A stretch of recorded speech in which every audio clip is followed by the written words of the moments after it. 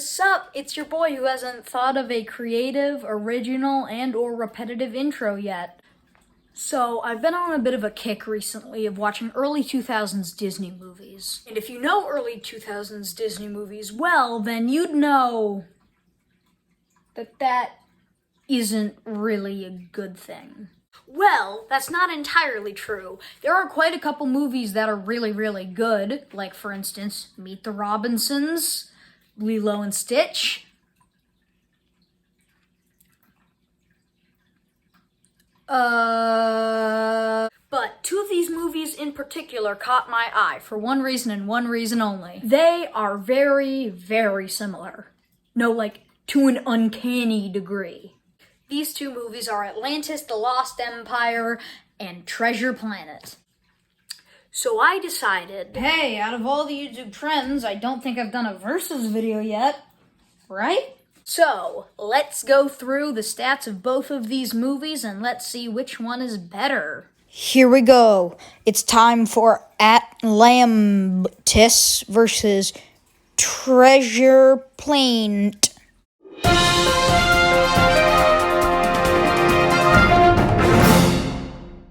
The story is where I'd say these two movies share the most similarity. Long story short, and when I say long, I mean very, very long, Nerd Boy has wanted to find a place, gets together with a crew of people on a thing that should either be on top or underwater, and finds the place and has an adventure there. Then, it turns out one of the people they've been traveling with is the villain and tries to steal things from the place. When I talk about it, they don't seem that similar, but when you watch both movies back to back, they do have a weird vibe about them that seems kind of similar, which leads right into... Both of these movies have a very unique style, I should say. Atlantis, The Lost Empire is set in 1914, so, it's got that whole vibe going for it. All of the characters seem like they could have existed around that time period. Makes sense. Treasure Planet, on the other hand, has this off-putting combo of what I should say is like the golden age of piracy, which is, the 17th century, but also sort of mixed with Star Wars, ? This turns a lot of people off from the movie, but to be honest, I kinda dig it. You don't have to like it, that's fine, you can form your own opinion about this weird mashup of time periods, but I like it, and nothing can stop me from that. Except for, maybe a gun. Atlantis gets 2 points for a great aesthetic, and Treasure Planet gets 1 point for a great aesthetic, but a special place in my heart nonetheless.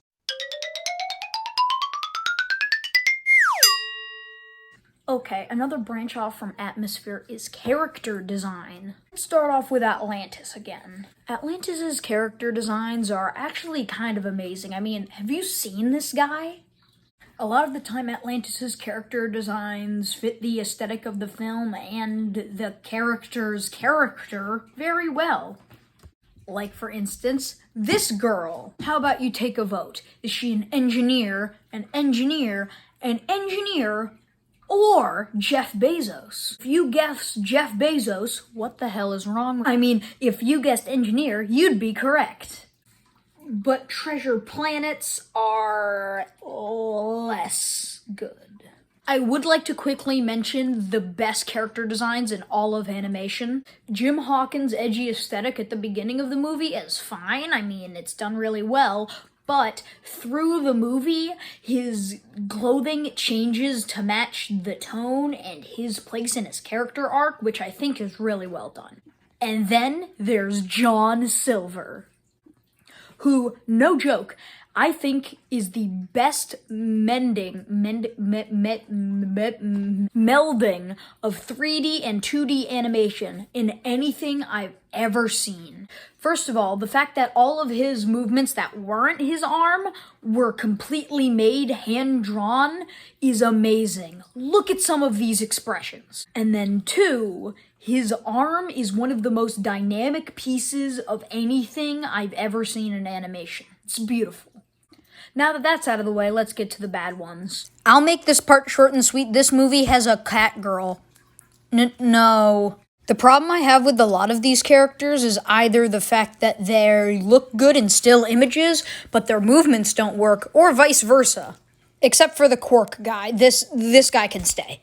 The worst offender of all of this, though, is most definitely John Silver's crew themselves. Let's just go through all of them quickly. No. God, just please, no. Never again. Atlantis gets 2 points for good character design, and Treasure Planet gets 3 points for Jim and Silver alone, but minus 1 point because of the Please, no.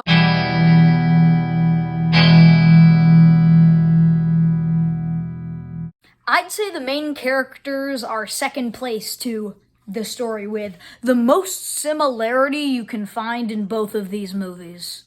I mean, as I said in the character design part, Jim Hawkins has a better aesthetic and better character development, but I mean, Milo isn't half bad either. I don't think he's half good, though, either. Their motivations to find a place are kind of the same. The way they deal with characters around them is still similar, but the real thing that sets these two apart is the way that they end it. Milo follows in the footsteps of Jane from Tarzan in staying with the place that he's in.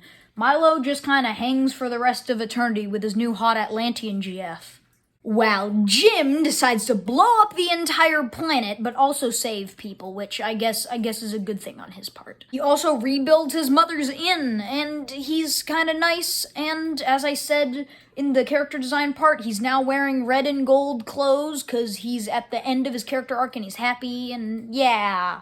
Don't take my word for it, because I have a terrible opinion, but I easily think that Jim is a better protagonist than Milo, don't at me. The one leg up that Milo does have over Jim is the fact that Jim wants to go to Treasure Planet because he, in the words of Mr. Krabs, I like money.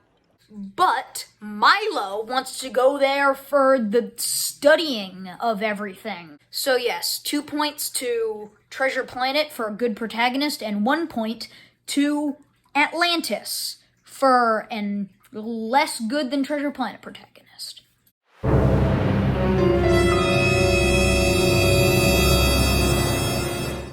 Well, now we get to finally talk about Ben. Oh God, where do I start?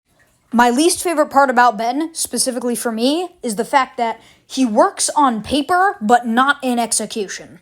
Ben is a robot who has lost his mind, literally, because, robots have parts, and losing one's mind is actually a very funny idea, because, insanity. I can relate to that. I love insane characters in movies. It is one of my favorite tropes and personality traits. The real problem here, and I can't believe it's me of all people that is saying this, and it's that he is way too annoying, and they go way too overboard with it.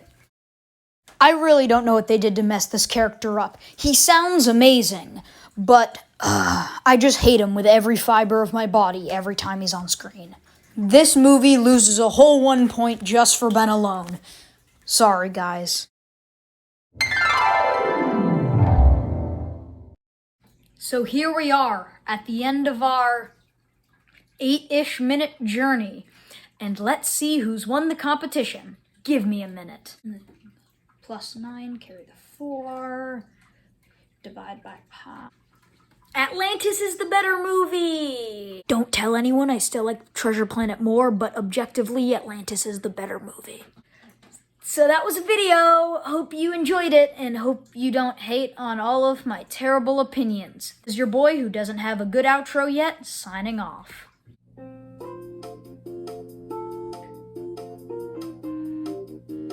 I would like to thank all of you for watching. I would also like to thank Stain Talkton once again for making the song you're hearing right now.